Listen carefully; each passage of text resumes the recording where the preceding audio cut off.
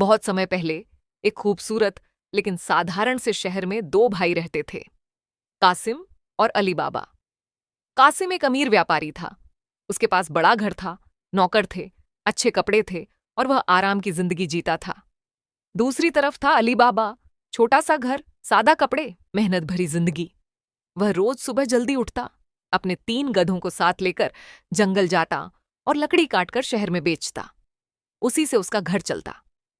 एक दिन जब अली बाबा जंगल में लकड़ियां काट रहा था, तभी अचानक उसे दूर से घोड़ों की आवाज सुनाई दी।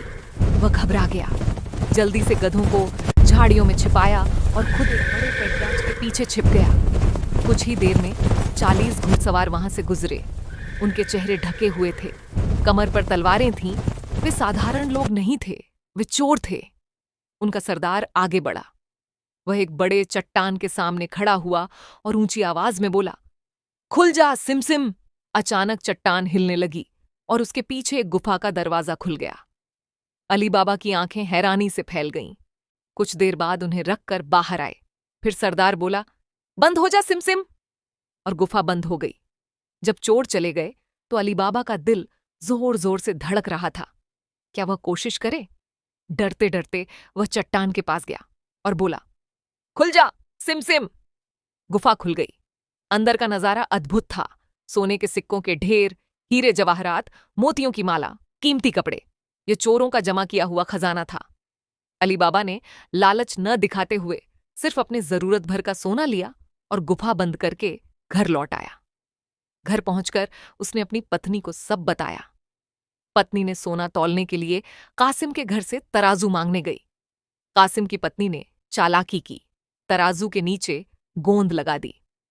जब तराजू वापस आया तो उसमें एक सोने का सिक्का चिपका हुआ था।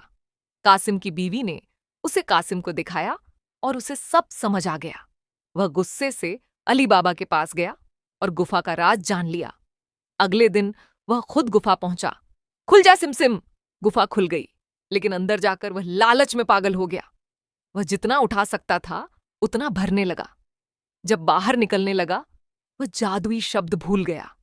वह घबराकर बोला, खुल जा गेहूं, खुल जा चावल। लेकिन दरवाजा नहीं खुला। तभी 40 चोर लौट आए। उन्होंने कासिम को पकड़ लिया। अब चोरों को समझ आ गया, कोई और भी उनका राज जानता है। उन्होंने शहर में पता लगाया कि कासिम का भाई अली बाबा है। एक चोर रात में आया और अली बाबा के दरवाजे पर चाक से निशान बना गया। लेकिन अली बाबा की नौकरानी मौर्जियाना बहुत समझदार थी। उसने देखा और समझ गई। उसने पूरे मोहल्ले के हर घर पर वैसा ही निशान बना दिया। जब चोर लौटे तो वे असली घर पहचान नहीं पाए। जब सरदार को पता चला तो वो गुस्से से तिलमिला उठा। अब सरदार खुद आया। वह तेल बेचने वाले का भेष बनाकर आया। उसके साथ 40 बड़े घड़े थे। ये रात को वहीं रुक गए, लेकिन उन घड़ों में तेल नहीं, अंदर चोर छिपे थे। वह समझ गई, यहां खतरा है। मौर्जियाना ने चुपचाप गर्म तेल उबाला। सबने एक एक करके घड़ों में डाल दिया। सभी चोर पकड़े गए।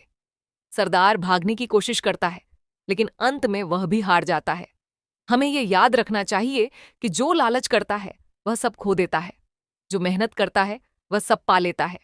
जीत ताकत से नहीं, बल्कि समझदारी से होती है।